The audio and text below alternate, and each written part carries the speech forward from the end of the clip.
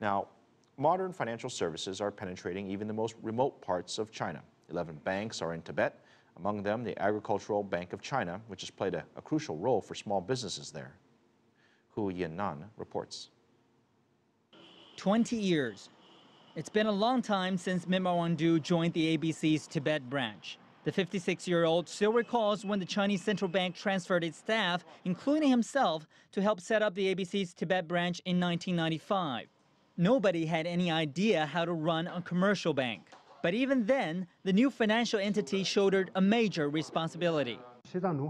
Before our Tibet branch was set up, there were many rural credit cooperatives in Tibet farming and pasturing areas, which were managed by the PBOC.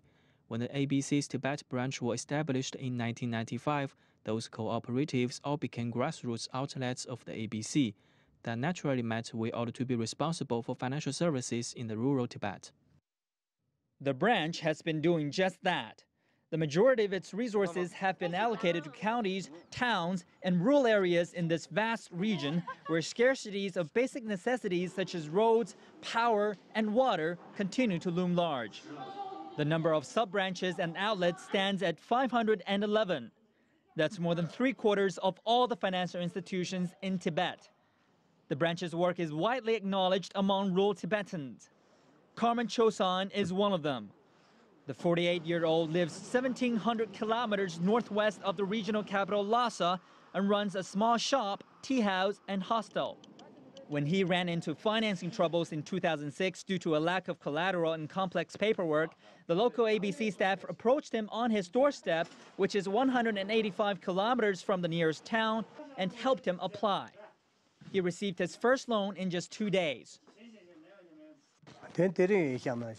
As my business grew, so did the ABC's trust in me.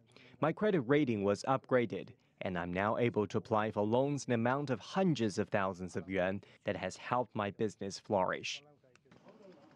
Karma Chosan's business pulled in 300,000 yuan altogether last year, making his family one of the wealthiest in town, and he says he has the ABC to thank.